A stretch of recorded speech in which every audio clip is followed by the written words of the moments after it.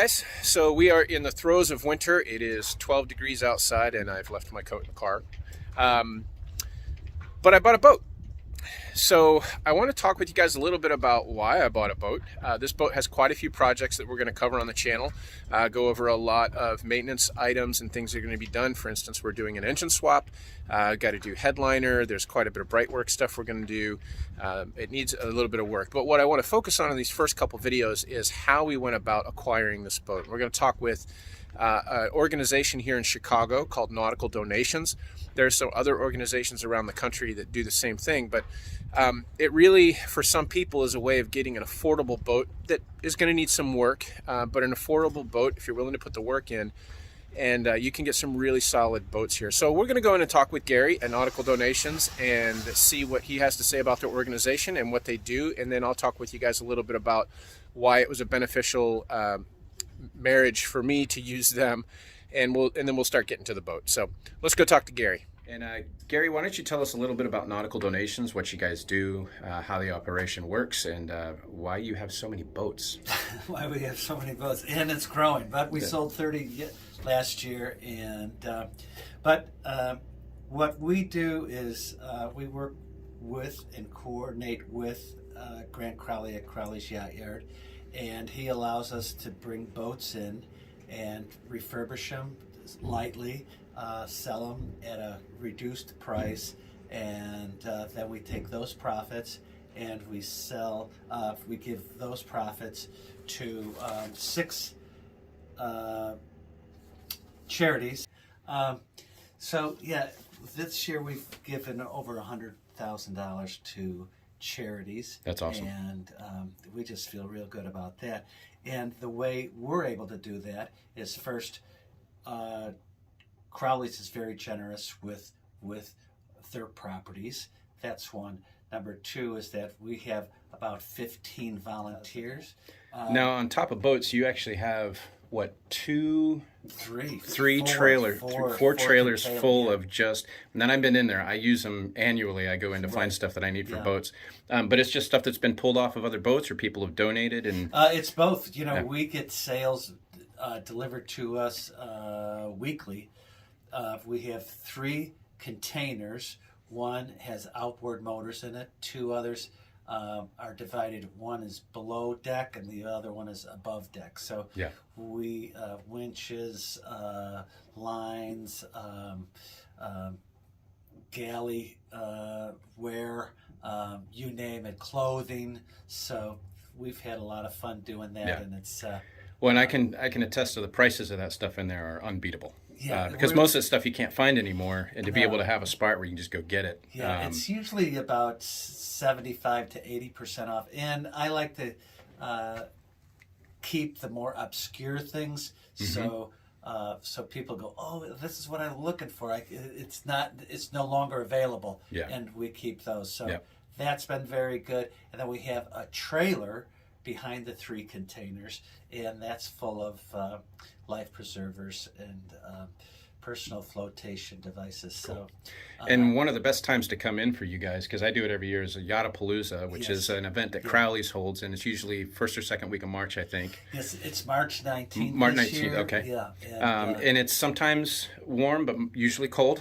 But we come in and I get winch handles every year. I mean, that's my thing. I told you that before. I'm always looking for winch handles. But yeah, that's a great time to come in because the trailers are open. You get in and you can find all kinds of goodies. So if you're in the Midwest within driving distance of Chicago, it's a good time to come down and find stuff for your boat. So, well, Gary, thanks so much. I'm going to talk to these guys a little bit about kind of how I went through the process of picking out this boat, the Tanzer 29, and why it was such a good deal for me. I'm not going to get into all the numbers because, there's negotiation stuff that I want to leave for Gary to be able to do because I want them to be able to make the most money. But we'll talk a little bit about their inventory, and there's some really good boats on there.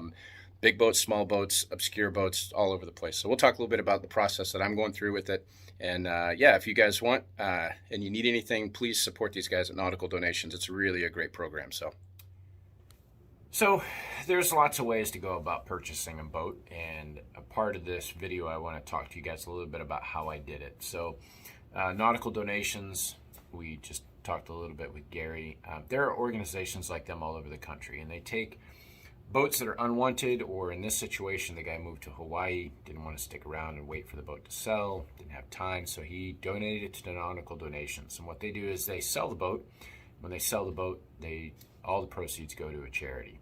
All the profits go to the charity. So then the seller gets a write-off. They get free storage of the boat until the boat sells. So it's really a win-win for everybody involved, because we know that a boat takes the right buyer to come along and buy it. And this Tanzer 29, I was the right buyer. It needs a lot of work down below, which I'm totally capable of doing. It needs an engine rebuild or swap, which I'm capable of doing. So it took the right buyer to come along.